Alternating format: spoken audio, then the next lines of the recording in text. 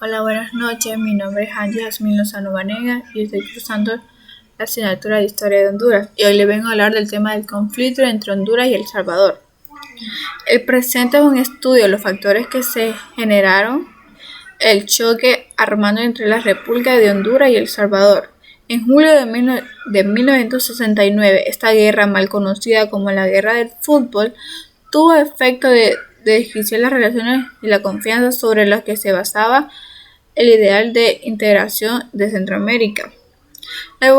La evaluación de conflicto en el que la guerra es solamente una parte, aunque si el clima del mismo carece de la perspectiva histórica y solo dentro de algunos años adquiría su verdadero lugar y el valor en el análisis de las relaciones interamericanas.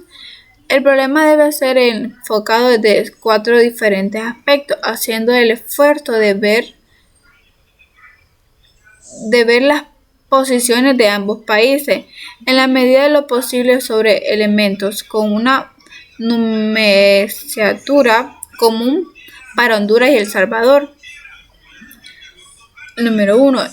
El estudio de las situaciones internas en estos bajo de la posibilidad de que los dos gobiernos involucrados buscaban el argumento del peligro externo o la agresión extranjera para lograr el objetivo político interno, tales como aumento de popularidad del partido en el que el poder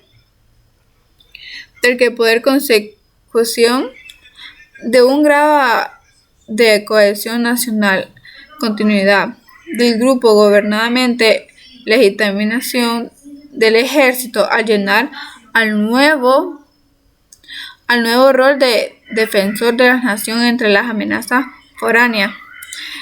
Número 2. El examen de las relaciones existentes entre ambos países previas al estallido del conflicto partieron de sus lazos económicos y sus posibles diferencias culturales y mentalidad causadas por un desarrollo social distinto. Número 3. Las relaciones de ambos países dentro y con la área inmediata, concretamente los planes de integración y el mercado común centroamericano que Honduras y El Salvador obceden o niegan según un interés nacional más o menos definido. Número 4. La presencia de elementos extrarregionales que puedan ejercer influencia sobre el desarrollo de los acontecimientos y que puedan ser un factor de presión sobre la voluntad de alguno de los bandos. Por ejemplo, la influencia de Estados Unidos o intervención y mediación.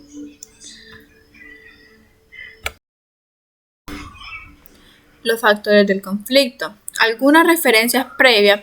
El observador que busque una lógica en los hechos que llevaron al choque entre Honduras y El Salvador no podrá menos que plantarse varias interrogaciones sobre la causa que pudieron desmoronar todo un sistema de relaciones culturales y políticas, fuertemente sosteniendo por los lazos económicos y comerciales de clara complementariedad.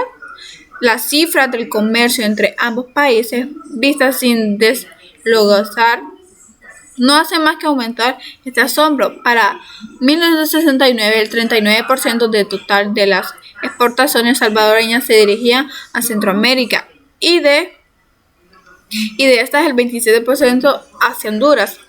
Por parte, el 17.5% del total de las exportaciones hondureñas se dirigían a la zona y de estas el 47% hacia El Salvador. Por otro lado, existen relaciones históricas y afinidades culturales que mantenían a ambos países muy cercanamente y que hacía pensar que posibilidad de lograr cierta unión política. La creencia de que si alguna vez se hacía nuevamente la unión de Centroamérica, ella iba a comenzar por una especie de federación entre El Salvador y Honduras, se basaba en una realidad concreta, la complementariedad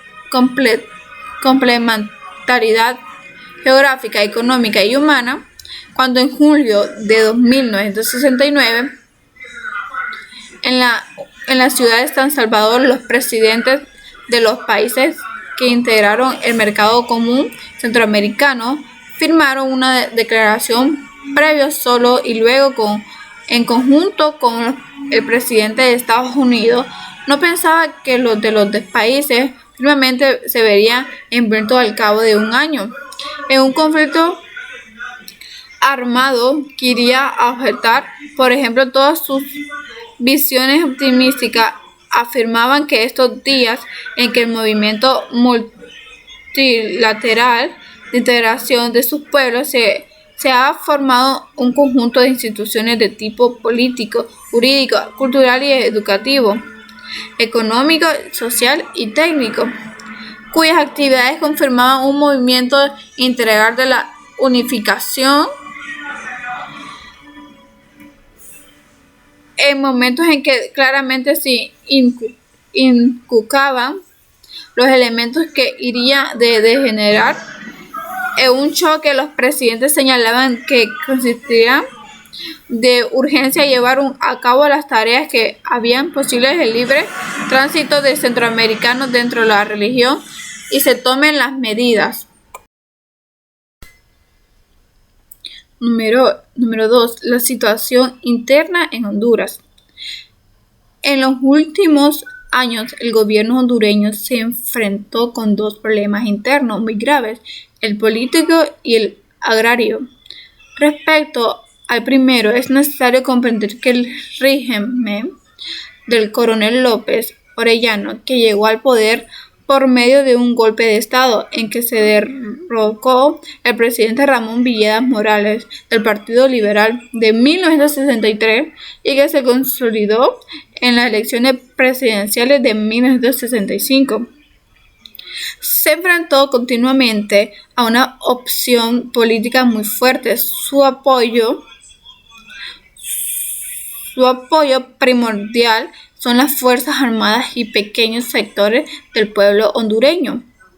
En el año anterior al conflicto con El Salvador, la opción creció en fuerza y en cohesión. Se registra la huelga de la Costa Norte contra los nuevos impuestos del consumo. En septiembre de 1968, estalla la huelga de maestros y estudiantes universitarios que finaliza comenzar la guerra con El Salvador. Y se notó una marcada pérdida de influencia por parte del gobierno en los colegios profesionales, la universidad y los sectores empresariales y obreros de la Costa Norte. No hay pruebas para sostener que el gobierno de Honduras estuvo interesado en provocar un conflicto tal magnitud con El Salvador con el objeto de desviar la opción política hacia el régimen. Aunque cuando veamos el problema agrario, encontraremos la clara intención de utilizar el elemento foráneo para los fines de desviación de la presión campesina. Sin embargo, es evidente que a raíz del conflicto, el problema político interno quedó diferido, desapareciendo casi por completo la expresividad de la situación de antes de julio de 1969. Ejemplo claro que las anteriores afirmación es el manifiesto de las universidades hondureñas. El FEU, la extrema izquierda llamado a la unidad nacional y evolucionando la común responsabilidad de pueblos y gobiernos.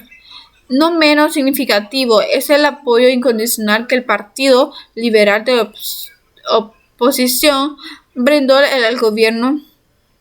En declaración, el presidente del Consejo Central Ejecutivo señaló que antes, durante y después del conflicto, el partido apoyó al gobierno en la defensa de la soberanía nacional.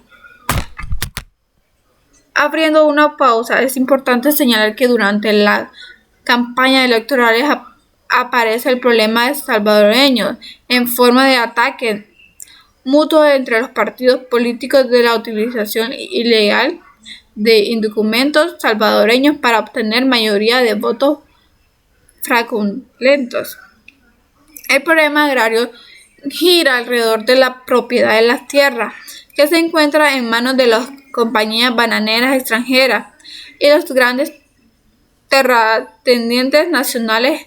En consecuencia de los conflictos, se manifiesta que las luchas sindicales de los obreros agrícolas en la costa norte, donde se encuentran las plantaciones de banano, por mejores salarios y internos de la población rural para mejorar la propiedad de la tierra, situación que provocó el conflicto agrario de la gravedad desde julio de 1967 a julio de 1969.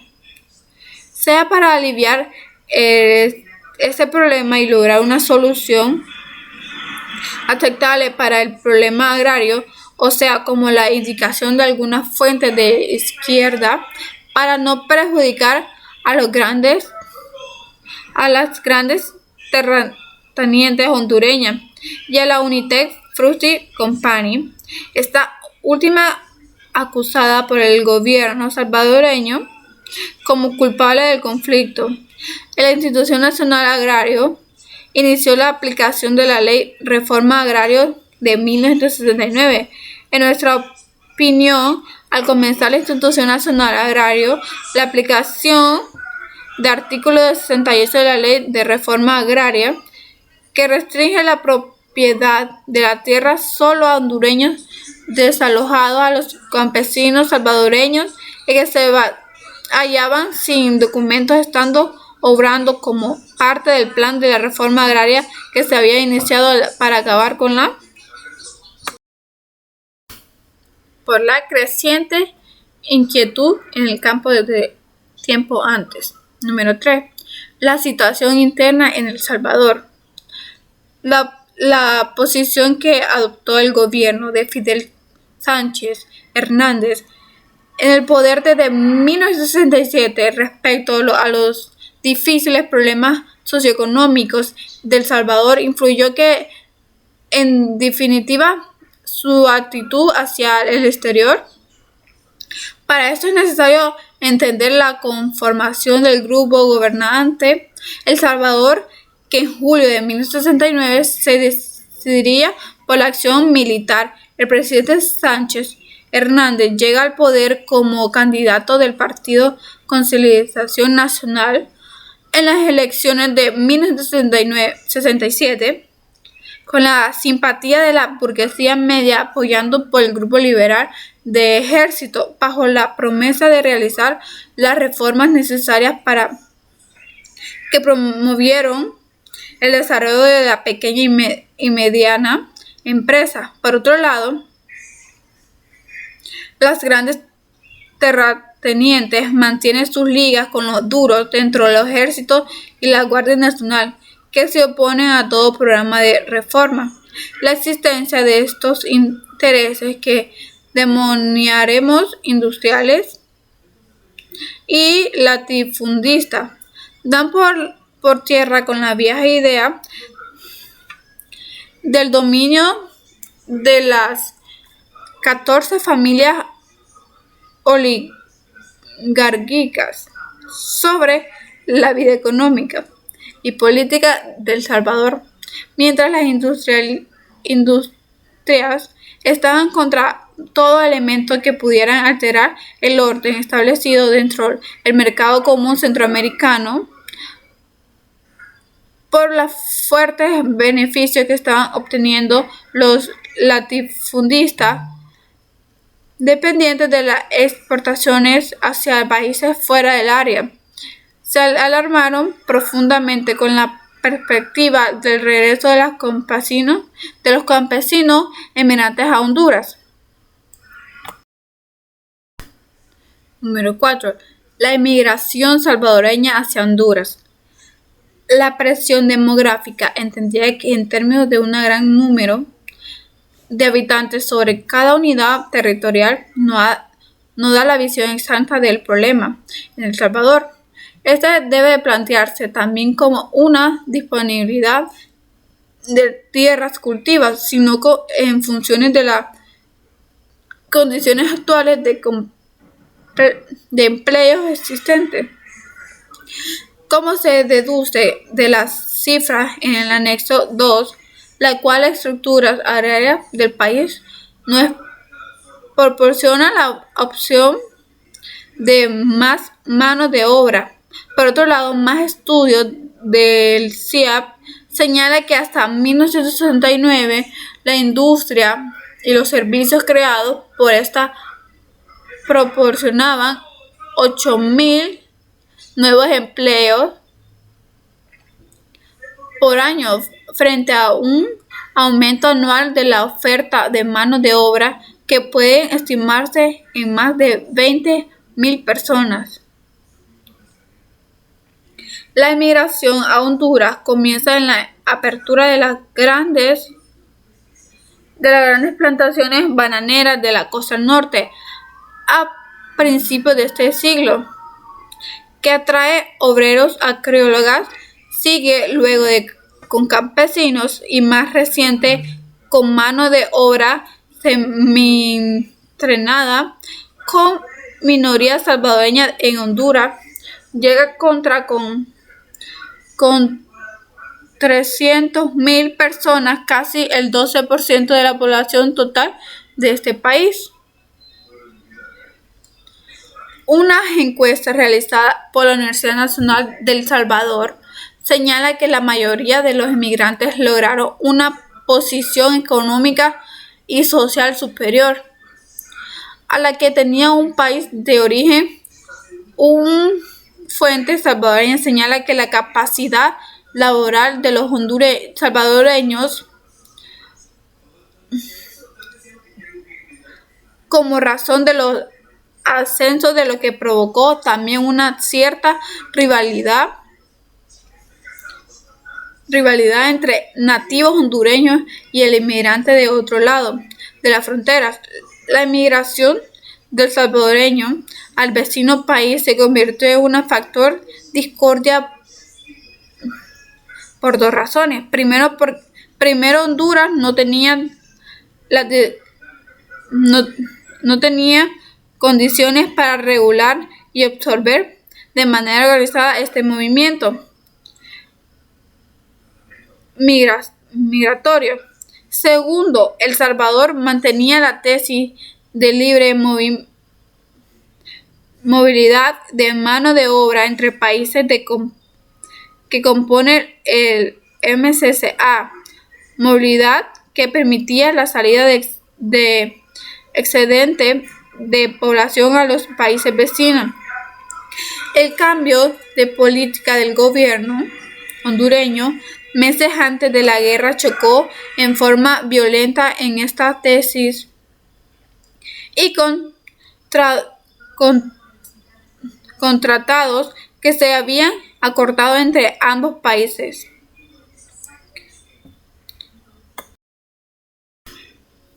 Honduras y El Salvador estaban comprometidos en la cuestión de la movilidad de la mano de obra y personas de un país a otro. Para una serie de compromisos bilaterales y multilaterales, el Tratado de Asociación Económica firmado en febrero de 1960, 10 meses antes que firmaran el Tratado General de la Integración Económica Centroamericana. En Managua se estipula que las partes contratantes garantizaban la libre circulación de personas y que ninguna medida de tipo legislativo o administrativo debería dificultar esta libre circulación. Otro ejemplo es el que conviene bilateral firmado por ambos países de 1969 bajo el nombre de Tratado de Migración entre Honduras y El Salvador. En el mismo estipula que los nacionales de uno de los países contratantes que la fecha de suscripción de este tratado se hallará establecido en los territorios de otro.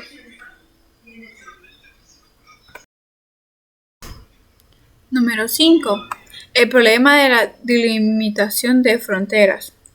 En 1895 y 1918, El Salvador y Honduras trataron por medio de contravecinos de fijar los límites fronterizos. Entre ambos, sin embargo, nunca se llevaron a cabo las tareas prácticas para este fin, y ambos países reclamaban soberanía sobre el territorio de uno u otro lado de una línea fronteriza mal trazada. La misma situación se mantuvo sobre algunas islas del Golfo de Fonseca. Al fines de 1967, a raíz de una serie de incidentes fronterizos, funcionó una comisión interestatal de estudios que daban presentar un proyecto para la suscripción del Tratado General de Límite entre Honduras y El Salvador. Esta comisión redactó un proyecto tratado para la aprobación de los gobiernos. Nunca llegó a materializarse. Honduras reclama la total propiedad sobre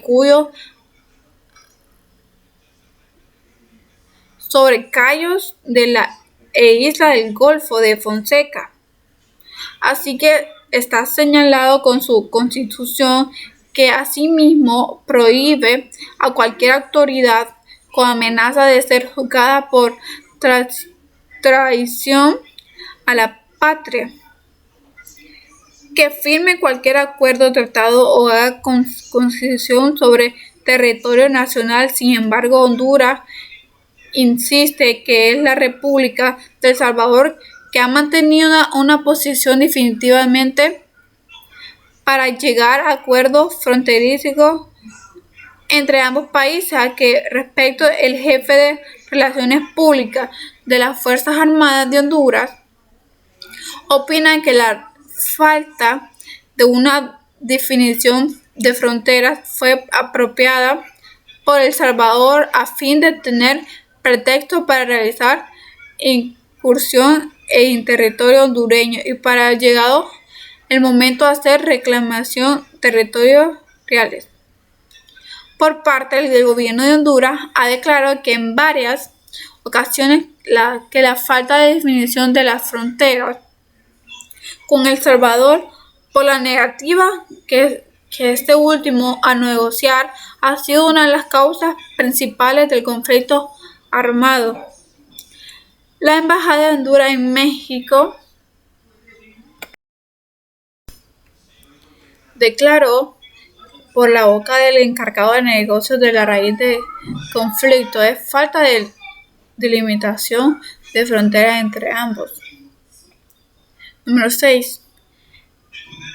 Inconformidad de Honduras de su relación económica con El Salvador y de su posición en la MCCA. Estos son dos problemas que por su estrecha relación deben ser examinados conjuntamente. El mecanismo de relación económica entre los países centroamericanos se construye en base de Tratado General para la Integración Económica de Centroamérica, firmado en Managua, Nicaragua, el 13 de diciembre de 1960. Se entró en vigor el 3 de junio de 1961. La derivación más importante del Tratado de la Creación del Mercado Común Centroamericano.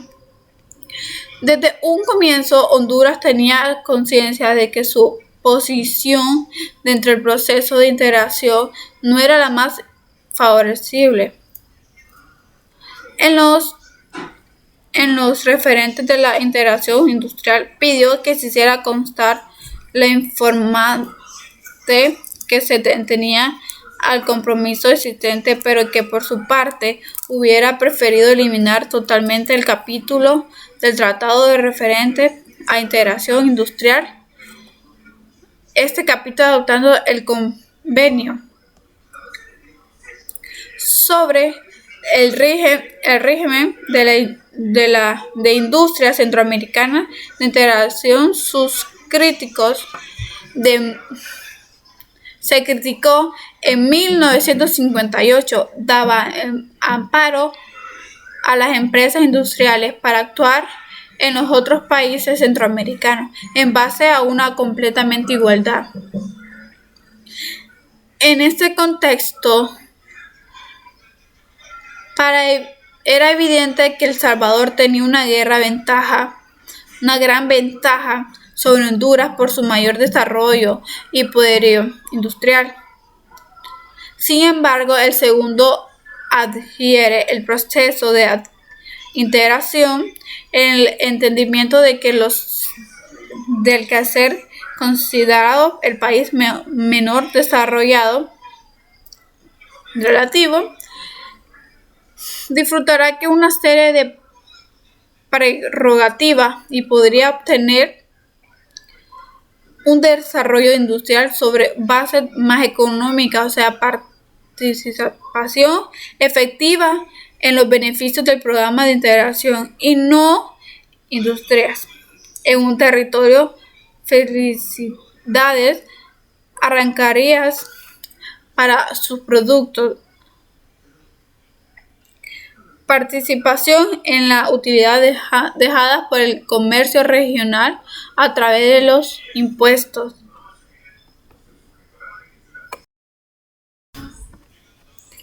Antes, en otros lugares del mundo, a raíz del mercado común, se obligará a usar la fuente de suministro principal, pues el problema no terminó ahí, no solo para Honduras. Sus importaciones previamente del área más cara, sino que por no poder grabarlas, debió a los aranceles proteccionistas centroamericanos, deja de percibir ingresos fiscales. Por ejemplo, el físico hondureño hubiese recaudado en 1967 un 100% más que por concepto de impuestos a la importación, lo cual representará más de 40 millones de lempiras. Existe una distribución desequilibrada de los beneficios de la integración y no hay mecanismo o clausura que aminore las desventajas económicas que dicha integración significa para Honduras. A la luz de los hechos anteriores señalados, podemos derivar la idea de que si bien Honduras no llegó al grado de provocar un conflicto armado para romper con una situación que era deplorable, tampoco en su cálculo era evitar una crisis que justificara el abandono del MCCA y sus relaciones económicas con El Salvador, de las que extraían ningún beneficio especial. Número 7. La expulsión de indocumentados y la reacción salvadoreña. El 24 de noviembre de 1967, Federación Nacional Agricultores y Ganaderos de Honduras, que representa a los propietarios y agricultores, dirigió una carta al presidente López Orellano en que denunciaba ante el señor presidente de la República en números considerables son extranjeros a los que usurpan las propiedades rurales especialmente de nacionalidad salvadoreña. En una declaración posterior de la FNACH, se acusaban el director de la INA, Instituto Nacional Agrario, por no aplicar efectivamente la ley de reformación agraria.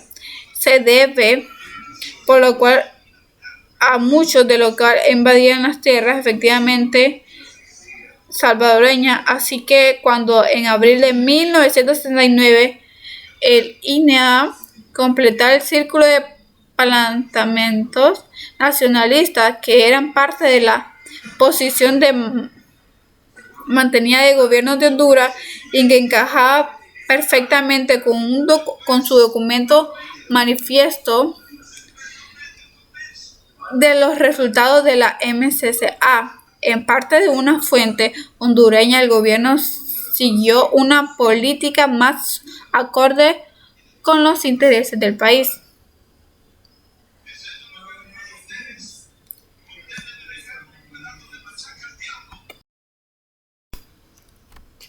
En un documento reciente de la CEPAL se indicó que los evacuados no han podido ser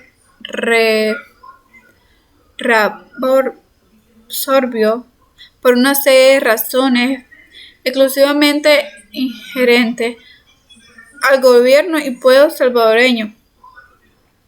Es evidente que la política de El Salvador hacia la crisis dominada por el criterio de la mano dura más que el criterio de mejora diplomáticos. El ejército y la Guardia Nacional empezaron a tomar papel activo de los sucesos, viendo la oportunidad de vengar una derrota que los archicó frente a la opinión pública de su país.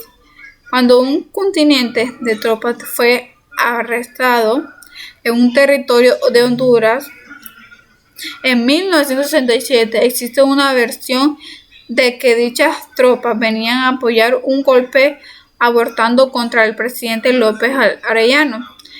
El síndice una vez decidió el gobierno de El Salvador a tomar posición activa frente a los sucesos que los ponía en desventaja, romperse relaciones diplomáticas con Honduras y cierre fronteras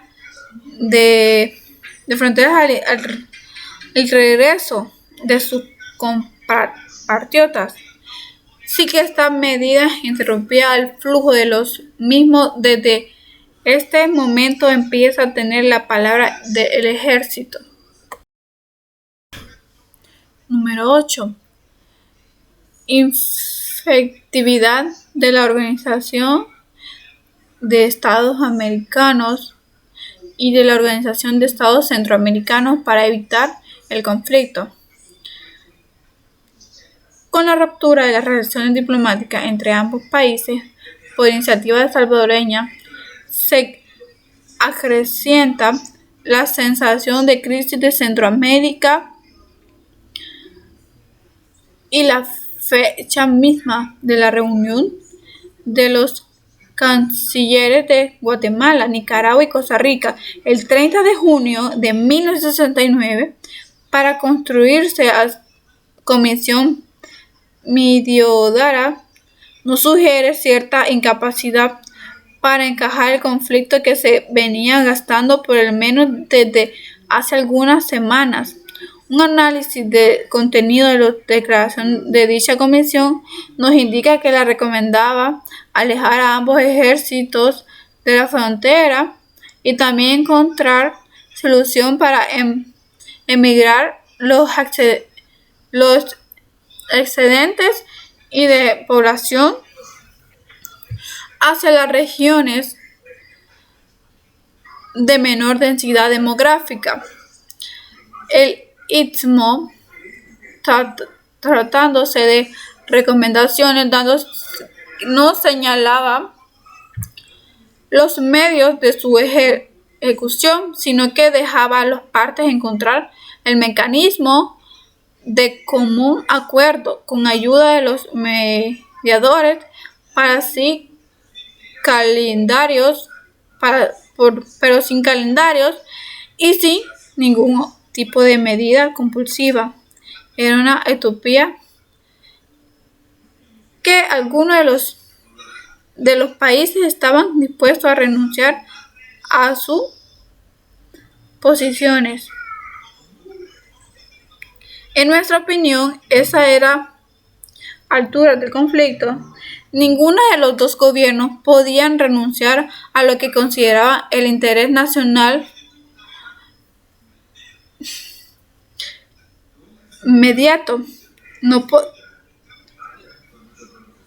es pena perder el apoyo popular y alto grado cohesión nacional que estaban legitimizando sus acciones. En el caso de la actuación de la OEA, se señalaba y criticaba su falta de acciones inicial. La organización hizo que su entrada a la escena demasiado tarde. El informe antes mencionado fue terminado por redactar el 14 de julio, pero no se presentó a la OEA, sino hasta el 23 de julio de 1969. Por otro lado, el OEA nombró una misión pacificadora compuesta por la canciller de Centroamérica. Se estuvo destinada al fracaso porque se había iniciado ya acciones bélicas en pequeña escala. El organismo interamericano entró en acción con resulta política una vez que las armas habían ya tomado palabras y cobrado unas víctimas. Algunas conclusiones. El conflicto entre Honduras y El Salvador es el resultado del choque entre las dos políticas, la del primer país, que se apartaba de un sistema de relaciones tradicionales con su vecino, se inclina a la salvaguarda sus intereses nacionales, y la del segundo, que se desea mantener el estatus que le permitía seguir disfrutando de los beneficios de la integración centroamericana.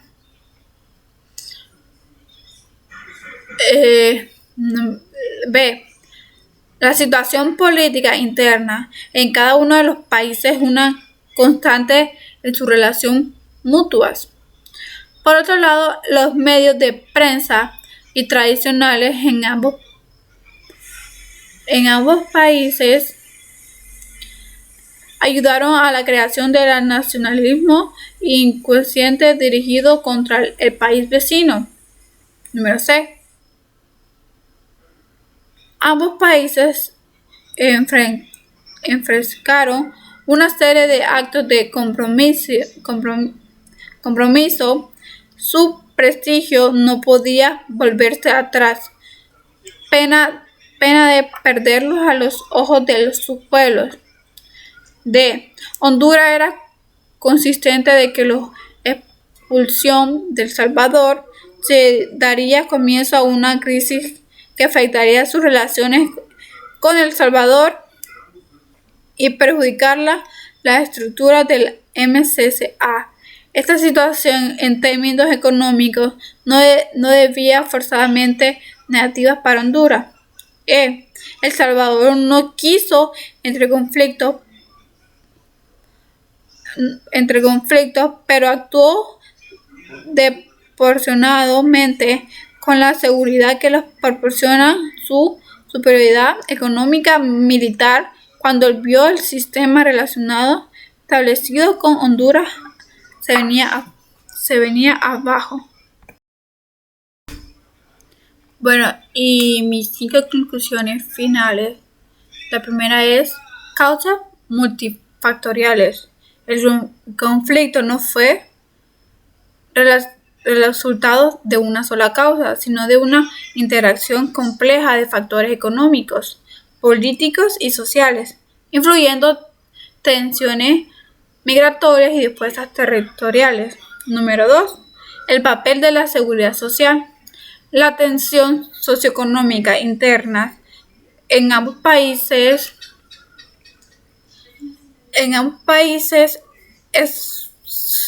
exacerbaba el conflicto, en particular la desigualdad en Honduras y el aumento de la migración salvadoreña. Alimentaron resentimientos entre las poblaciones. La número 3, fallas diplomáticas. La incapacidad de resolver las tensiones a través de vías diplomáticas refleja la debilidad de las instituciones internacionales y regionales de la época para mediar en conflictos de esta naturaleza. Número 4. Impacto de la migración. La migración salvadoreña hacia Honduras, motivada por la búsqueda de tierras y oportunidades económicas, se convirtió en un detonante directo del conflicto debido a la percepción de los hondureños de que los inmigrantes desplazaban a los locales. La número 5, un conflicto de corta duración pero de largo impacto. Me refiero aunque el conflicto armado, conocido como la guerra de fútbol, fue breve, dejó profundas cicatrices en las relaciones bilaterales y ausentó problemas estructurales que persistieron durante décadas. Bueno, y eso es todo.